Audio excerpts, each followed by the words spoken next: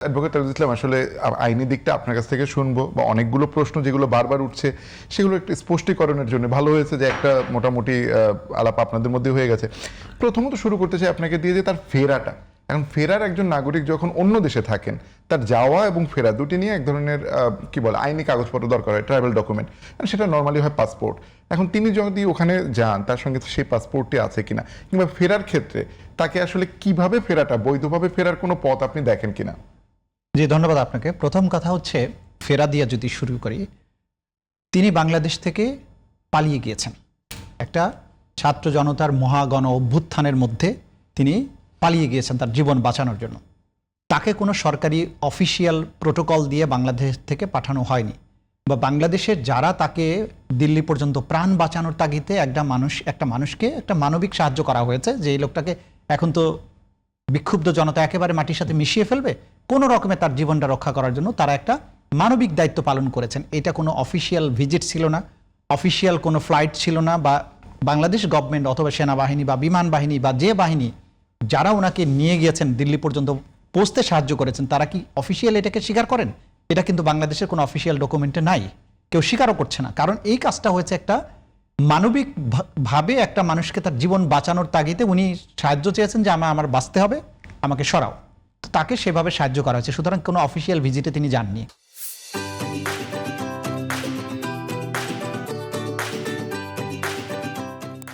তিনি পলায়ন করেছেন জীবন বাঁচানোর জন্য। তার কৃতকর্ম, তার পাপ তাকে চারিদিক থেকে ঘেরাও করেছিল, ছাত্র জনতা তাকে চারিদিক থেকে উৎখাতের জন্য এসেছিল, তিনি জীবন বাঁচানোর জন্য পালিয়ে গেছেন, যা পেরেছেন শুধুমাত্র তা নিয়েই পালিয়ে গেছেন। সুতরাং উনি পালিয়ে গেছেন। তারপরে যেটা অফিসিয়ালি কাজটা হয়েছে যে ওনার অফিসিয়াল যে পাসপোর্ট ছিল বাংলাদেশের, সেটা বাতিল করা হয়েছে। সুতরাং বাংলাদেশের বাইরে উনি যেখানে আছেন তার এখন আর বাংলাদেশি পাসপোর্ট তিনি হোল্ড করছেন না, তিনি একটা রিফিউজি হিসাবে একটা ভিন্ন রাষ্ট্রে অবস্থান করছেন।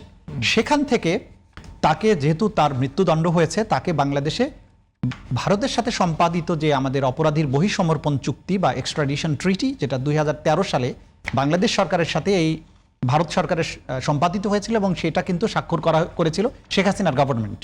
সেইটার অনুযায়ী যে বাংলাদেশে কোনো অপরাধ করে কেউ, কোনো অপরাধী ভারতে যদি পালিয়ে থাকে, তাহলে ভারত তাকে বাংলাদেশে ফেরত দেবে। আবার তেমনি ভারতে অপরাধ করে বাংলাদেশে পালিয়ে থাকলে সেই চুক্তি অনুযায়ী বাংলাদেশ সেই অপরাধীকে তাদের দেশে প্রত্যর্পণ করবে। সেই চুক্তি অনুযায়ী আমাদের সরকার ভারত সরকারের কাছে এই আসামিকে বা সাজাপ্রাপ্ত দণ্ডপ্রাপ্ত আসামিকে বাংলাদেশে ফেরত চেয়েছে। ভারত এই চিঠি পেয়েছে, এবং কিন্তু তারা রেসপন্স করেনি, তারা বলেনি যে আমরা দিব কি দেব না, বরং এটা নিয়ে তারা চুপ করে বসে আছে। এখন উনি যদি ফিরতে চান, মানে ওনার যে ফেরার কথা বলা হচ্ছে, মৃত্যুদণ্ডপ্রাপ্ত আসামি, তার ট্রাভেল ডকুমেন্ট নাই, ভারতে আছেন আশ্রিত, ভারত সরকার ফেরত দেওয়ার দুটো পন্থা আছে। একটা হচ্ছে যদি এক্সট্রাডিশন ট্রিটি অনুযায়ী তারা তাকে গ্রেফতার দেখিয়ে বাংলাদেশের আইন শৃঙ্খলা রক্ষাকারী বাহিনীর কাছে তুলে দেয়, এটা হচ্ছে একটা পদ্ধতি। তাহলে তাকে গ্রেপ্তারকৃত অবস্থায় বাংলাদেশের আইন শৃঙ্খলা রক্ষাকারী বাহিনী গ্রহণ করবে, এখানে আত্মসমর্পণের নাটকের কোনো প্রশ্ন নেই। দ্বিতীয় হচ্ছে, উনি যদি ভারত সরকারের নিরাপত্তা বেষ্টনী ভেদ করে নিজেই ডেসপারেট হয়ে বাংলাদেশে ঢুকেন, সেটা হবে কি অবৈধভাবে অনুপ্রবেশ করে যদি বাংলাদেশে ঢুকেন, পুশিন মতো করে যদি ঢুকেন, তাহলে বাংলাদেশের সীমানায় প্রবেশ করা মাত্র বাংলাদেশের সীমান্তরক্ষী বাহিনী বা আইন শৃঙ্খলা রক্ষাকারী বাহিনীর দায়িত্ব হবে তাকে সাথে সাথে গ্রেপ্তার করা এবং সরাসরি আদালতে উপস্থাপন করা, এবং যেহেতু তার বিরুদ্ধে যে সাজা প্রদত্ত হয়েছে সেই সাজাটির বিরুদ্ধে কোনো রকমের কোনো স্টে অর্ডার নেই এবং আপিলের নির্দিষ্ট সময়সীমা পার হয়ে গিয়েছে, সুতরাং আইন শৃঙ্খলা রক্ষাকারী বাহিনী আদালতের থ্রুতে তাকে সরাসরি তার সাজা কার্যকর করার জন্য ব্যবস্থা গ্রহণ করবেন। এটাই হচ্ছে আইনগত প্রক্রিয়া। সুতরাং এই ব্যাপারে কোনো ধোঁয়াশার সৃষ্টি করার কোনো কারণ নেই। সদর্পে ফিরবেন, আত্মসমর্পণ করবেন, তার সেই সুযোগ নেই, কারণ তিনি মৃত্যুদণ্ডপ্রাপ্ত আসামি। দুটো ওয়ের কথা বলেছি, ভারত যদি দেয় তাহলেও বন্দী অবস্থায় আসতে হবে, উনি যদি বাংলাদেশে অবৈধভাবে এনক্রোচ করেন তাহলেও আইন শৃঙ্খলা রক্ষাকারী বাহিনী তাকে ধরে আদালতে উপস্থাপন করবেন। আত্মসমর্পণের কোনো সুযোগ এখানে নেই। আর দ্বিতীয় যেটা বলছেন, একটা কথা যিনি বললেন আমাদের বিজ্ঞ আলোচক, তিনি বলছেন যে আসলে পালিয়ে যাওয়া হয়েছে কিনা, সবার অজ্ঞাতে হলে পালিয়ে যাওয়া হয়, সবার অজ্ঞাতে ছাড়াও পালিয়ে যাওয়া হয়। ধরেন রাস্তার মধ্যে একটা লোক চুরি করে পালাচ্ছে, শত শত মানুষ তাকে ধাওয়া করছে, এক পর্যায়ে সে পালাতে সক্ষম হলো, এটা কি পলায়ন নয়? তো শেখ হাসিনার পলায়নটা তো লাইক দিস।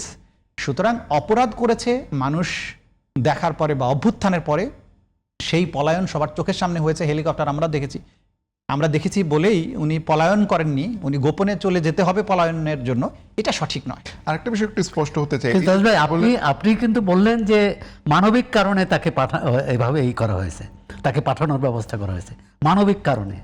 তাহলে পলায়ন আর মানবিক কারণে দুইটাকে একসঙ্গে শোনেন, আচ্ছা, ও জবাবটা হচ্ছে এরকম, ছিনতাইকারীকেও যদি জনগণ গণপিটুনি দেওয়ার জন্য ধাওয়া করে, তা আপনি কি সেটাকে যদি তাকে রক্ষা করেন তো সেটা মানবিক কারণ, কিন্তু তাতে তো ওই ছিনতাইকারীর অপরাধ কমে যায় না। সুতরাং শেখ হাসিনা পলায়ন করেছেন, এটা হচ্ছে বাস্তব। তাকে গণপিটুনিতে নিহত হওয়ার হাত থেকে রক্ষার জন্য যারাই সাহায্য করেছেন তারা একটা মানবিক কাজ করেছেন, দ্যাটস ইট। এটা কোনো রাষ্ট্রের ডিসিশন না, এটা কোনো রাষ্ট্রীয় প্রোটোকল না, এটা কোনো রাষ্ট্রীয় বাহিনীর কোনো সুনির্দিষ্ট কাজও না। সে পুরো বিষয়টাকে এভাবে দেখতে হবে। আরেকটা বিষয় স্পষ্ট হতে যাচ্ছিলাম যে কিন্তু ফেরার রাষ্ট্রীয় বিষয়ে বাহিনী তো এই কাজটা করেছে, মানবিকতা দেখিয়েছে তো রাষ্ট্রীয় বাহিনী। দেখাতে পারে, তার জন্য কি শেখ হাসিনার অপরাধ কমে না যায়? না, আমি সেটা তো অপরাধ কমানোর কথা না, কথা হচ্ছে এটা পলায়ন হবে না পাঠানো হবে। 100% পলায়ন হবে, আচ্ছা, যাই হোক। 100% পলায়ন। তার তিনি যদি আসলে কোনো ট্রাভেল পাস চান, যে ধরে নিলাম যে তিনি ফিরতে চান, সেক্ষেত্রে কি বাংলাদেশ সরকারের তাকে ট্রাভেল পাস দেওয়ার কোনো সুযোগ আছে কিনা? না, কোনো সুযোগ নাই।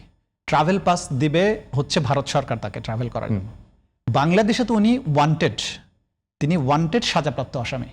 তিনি ট্রাভেল পাস নিয়ে আসুক, তিনি পাসপোর্ট নিয়ে আসুন, যেটাই নিয়ে আসুন, বাংলাদেশের ভৌগোলিক সীমারেখায় প্রবেশ করা মাত্র তিনি গ্রেপ্তার হবেন, এটাই হচ্ছে আইন।